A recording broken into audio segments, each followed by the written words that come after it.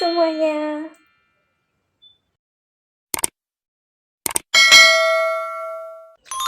Saya buka dengan salam. Om Swastiastu. Assalamualaikum warahmatullahi wabarakatuh. Salam sejahtera bagi kita semua. Sebelumnya, saya ucapkan terima kasih kepada Ibu Nita selaku dosen pengampu mata kuliah pengantar manajemen dan rekan-rekan sekalian. Video ini adalah sebagai pemenuhan tugas ujian tengah semester mata kuliah pengantar manajemen. Ada pepatah mengatakan, tak kenal maka tak sayang. Maka dari itu izinkanlah saya memperkenalkan diri. Perkenalkan, saya Nika Dekindah Novitasari dengan NIM 2502612010044 dengan nomor absen 14 dari kelas manajemen B pagi.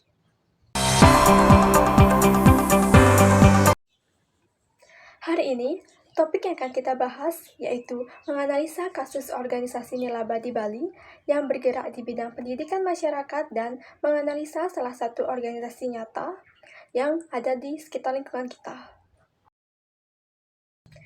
Dalam presentasi kali ini, kita akan membahas dua soal utama, yaitu menganalisis kasus organisasi nirlaba di Bali dan menganalisis manajemen pada organisasi nyata. Baik, kita akan mulai pada soal yang pertama. Baik, pada soal yang pertama, menyajikan kasus organisasi nirlaba di Bali yang mengalami penurunan partisipasi relawan, penundaan pelaksanaan, dan koordinasi yang kurang efektif. Menurut analisis saya pribadi, fungsi manajemen yang paling lemah di sini adalah actuating atau pengarahan, dan juga pada fungsi organizing atau pengorganisasian. Fungsi actuating sendiri lemah terbukti dari penurunan motivasi relawan dan koordinasi yang buruk. Ini adalah fungsi yang seharusnya memastikan rencana bergerak, namun di sini kita melihat adanya penundaan proses kerja yang serius dan hubungan kerja yang kurang harmonis di antara sesama tim. Sedangkan pada fungsi organizing sendiri lemah terbukti dari pelaksanaan yang tertunda-tunda. Ini mengindikasikan bahwa pembagian tugas, wewenang, dan tanggung jawab mungkin tidak didefinisikan dengan jelas sejak awal. Ada pula beberapa langkah perbaikan yang berfokus pada penguatan actuating dan organizing.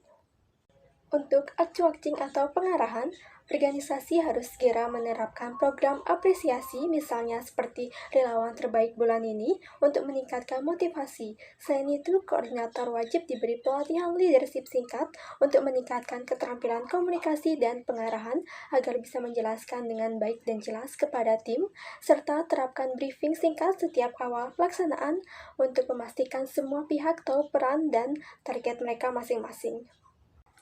Dan untuk organizing atau pengorganisasian, perlu dibuat checklist dan alur kerja yang jelas untuk semua kegiatan inti. Kemudian pastikan bahwa setiap tugas dalam checklist tersebut hanya memiliki satu orang penanggung jawab atau koordinator. Hal ini untuk menghindari tumpang tindih dan membuat akuntabilitas menjadi lebih jelas. Ini semua sangat relevan dengan prinsip manajemen Henry Fayol, khususnya pada 3 prinsipnya. Yang pertama, kesatuan perintah, kedua, disiplin, dan yang ketiga, semangat korps. Jadi, buat kalian yang belum tahu siapa itu Henry Fayol, beliau adalah seorang teoritikus manajemen asal Prancis yang dikenal dengan sebutan Bapak Teori Manajemen Modern. Yang pertama ada kesatuan perintah, yaitu satu relawan hanya melapor ke satu koordinator. Ini adalah solusi kunci untuk masalah koordinasi yang buruk. Yang kedua, ada disiplin, yaitu dengan adanya SOP dan mekanisme penghargaan seperti apresiasi, kita menumbuhkan disiplin dan mengurangi penundaan. Dan yang ketiga, ada semangat korps, yaitu program apresiasi dan komunikasi yang baik akan membangun keharmonisan dan persatuan. Ini sangat penting untuk mengatasi penurunan partisipasi relawan. Baik, kita lanjut ke soal nomor 2, yaitu analisis terhadap organisasi nyata. Saya memilih UKM Kelompok Ilmiah Mahasiswa di Universitas Mahasiswa Denpasar sebagai objek analisis. Keputusan ini saya ambil karena selain memiliki struktur, tujuan, dan membutuhkan manajemen, layaknya sebuah yayasan atau organisasi nirlaba, Saya juga merupakan salah satu anggota aktif dalam UKM KIM. Hal ini memungkinkan saya menyajikan data dan analisis yang lebih faktual dan mendalam berdasarkan pengalaman langsung di lapangan. Baik, kita mulai dengan analisis penerapan fungsi manajemen. Pertama, kita mulai dari planning atau perencanaan. Di KIM, ini adalah fase penentuan target dan tujuan. Setiap bidang menetapkan apa yang ingin dicapai. Contohnya seperti kompetisi akademik dan PKM, merencanakan serangkaian workshop dan pelatihan ilmiah. Tujuan perencanaan ini jelas agar lebih banyak proposal PKM anggota yang lolos dan berprestasi. Perencanaan ini juga termasuk penentuan proker observasi suatu desa oleh bidang riset dan pengembangan karya ilmiah, di mana targetnya sendiri adalah menghasilkan proposal ilmiah. Inilah kerangka dan target yang akan kita raih setiap tahunnya. Fungsi kedua adalah organizing. Jika planning menentukan apa yang kita buat, maka organizing menentukan siapa yang bertanggung jawab dan bagaimana kita membagi tugasnya. Di KIM sendiri, pengorganisasian terlihat dari pembagian struktur wewenang berdasarkan 4 bidang. Misalnya bidang organisasi dan pengembangan SDM diberikan wewenang penuh untuk mengurus pelantikan pengurus baru, dan pada bidang hubungan masyarakat diberi tanggung jawab untuk melaksanakan pilar dan seminar nasional dengan pihak luar. Pembagian tugas ini tegas dilakukan agar tidak ada tugas yang tumpang tindih ke depannya. Selanjutnya, yang ketiga ada actuating atau pelaksanaan. Ini adalah fungsi di mana rencana mulai dijalankan. Misalnya, selama pelaksanaan kegiatan Mandala Karya di desa, Ketua Bidang Riset Pengembangan Karya Ilmiah harus turun langsung memberikan arahan dan memotivasi tim peneliti di lapangan. Begitu juga saat workshop diadakan, koordinator sendiri harus memastikan semua pembicara hadir dan peserta aktif agar tujuan dari pelatihan tercapai secara maksimal.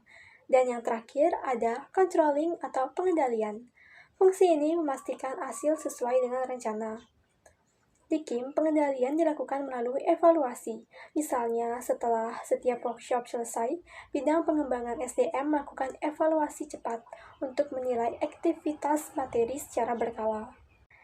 Masalah manajerial utama yang kami hadapi di UKM KIM, terutama saat pelaksanaan proker besar seperti pilar, adalah kekurangan sumber daya manusia untuk menjadi panitia. Singkatnya, jumlah panitia sangat minim dibandingkan beban kerja yang harus diselesaikan. Ini membuat panitia yang ada mengalami overload kerja dan rawan terjadi penundaan tugas. Solusi sekarang kita akan berfokus pada cara mengatasi kekurangan SDM ini secara klasik dan modern.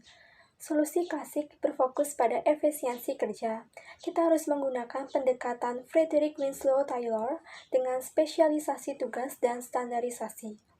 Jadi, walaupun orangnya sedikit, setiap panitia wajib punya satu tugas spesifik dan tidak boleh mengerjakan tugas lain. Ini membuat pekerjaan menjadi lebih fokus dan cepat selesai. Kedua, ada solusi modern. Solusi modern berfokus pada SDM yang minim ini agar tetap termotivasi dan efektif.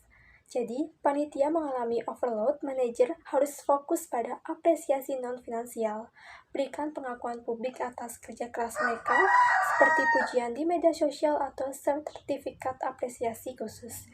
Ini penting untuk menjaga motivasi dan menghindari burnout akibat kekurangan SDM.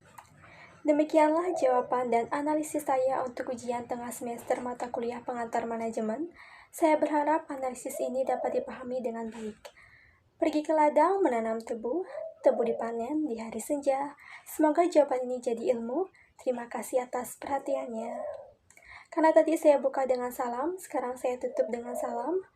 Om Santi Santi Santi Om.